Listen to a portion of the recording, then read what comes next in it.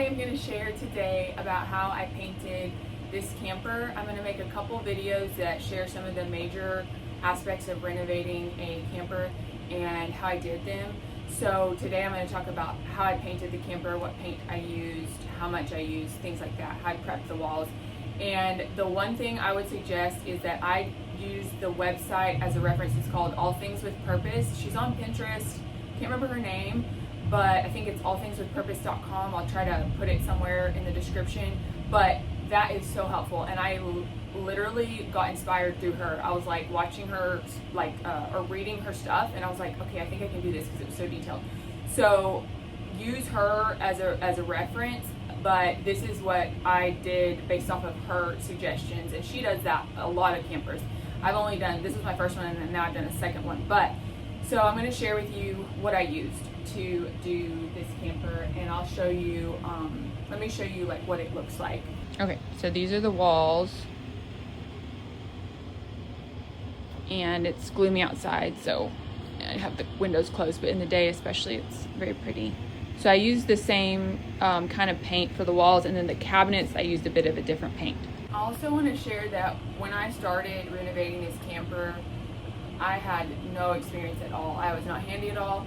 I didn't even know how to change bits out of the power, like the drill, like where you change the bit heads. I didn't know how to change box cutter blades. Like I had no experience, and I was able to renovate the camper pretty much entirely on my own. I had to have some RV technicians do a few things like electric, some of the cutting of some of the boards I needed help with. But essentially my encouragement is that if you want to renovate your camper, you can absolutely do it. You just probably need some time, YouTube, and then a good reference of somebody who's done it before. And like I said, All Things with Purpose, she is really good. Like, she's very detailed, and she has links and all that stuff. But this is my encouragement to you, that you too can do this. It's not that hard.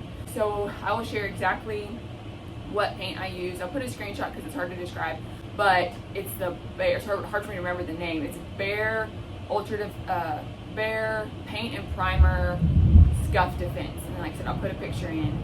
And I did that in the color Heavy Cream. And you can reduce colors. You could just do straight up Heavy Cream. It'd be good. It would be the same color pretty much, but I did reduce it by 25% because I wanted a real light color, and I wanted something warm but not like too yellow or too strong. So you can take a color at Home Depot and reduce it by percentages. So I reduced Heavy Cream by 25%.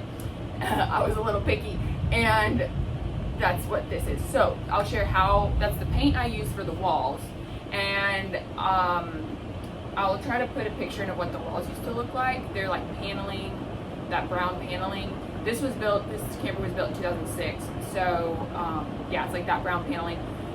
So on the walls, the way I painted them was after I had pulled out a lot of screws and cabinets and things like that, you have holes. So I used wood putty, wood filler, or you could even just use like a silicone. I'll try to put some pictures in. And you fill the holes, you let them dry, and then I just had like hand sander, like where you buy the sandpaper and you have like this little plastic thing. I'll try to put a picture of that too. And then once you let it dry, you sand it down, and you get all your holes done all over the wall so that your walls are smooth.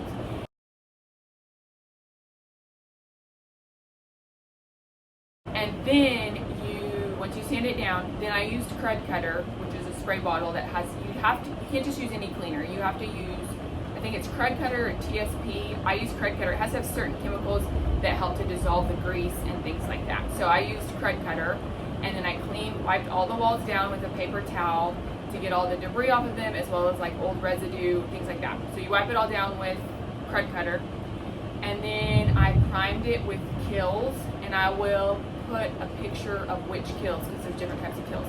But I primed it once with Kills, and I just did your traditional, like a roller and a hand brush to do the corners. So I primed it with Kills, let it dry, and then I put 2 paints of the Behr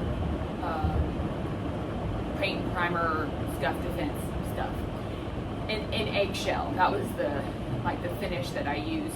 This has been done for like over a year. I have not had any peeling. I have not had any problems with the paint. So it's lasted through Texas summers. Like, it's good. The one thing is that you do have to be sensitive about, you can't paint in the heat and you can't paint when it's too cold either.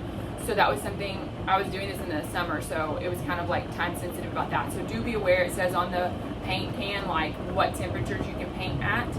So just be aware of that, and I did follow that. And I also tried not to let it dry. Like, say I start painting at 10 and it's the right temperature, but I know by 2 it's gonna be like really hot. I would try to avoid that. I would try to do it on days that were gonna be cooler for the whole day. So yes, that is how I painted this whole place, and it took me about, this is a 30-foot fifth wheel, like there's a whole bedroom and everything. To paint all the walls that same color, it took me about 2 gallons. So you spend about $100 in just the paint, because the Behr paint is a little more expensive, but to me it looks really nice. I did try Gildan from Home Depot. I just don't think it's as good a quality, and it doesn't cover as well. That's just my opinion. So yes, I will put some pictures of all the things that I use, and I hope this gives you encouragement that it's really not that hard to paint your camper. The next thing I will share, I'm not sure, probably maybe about, so I had a leak in the camper that had created, this was like an entertainment center, and it had created a lot of mold and problems like that.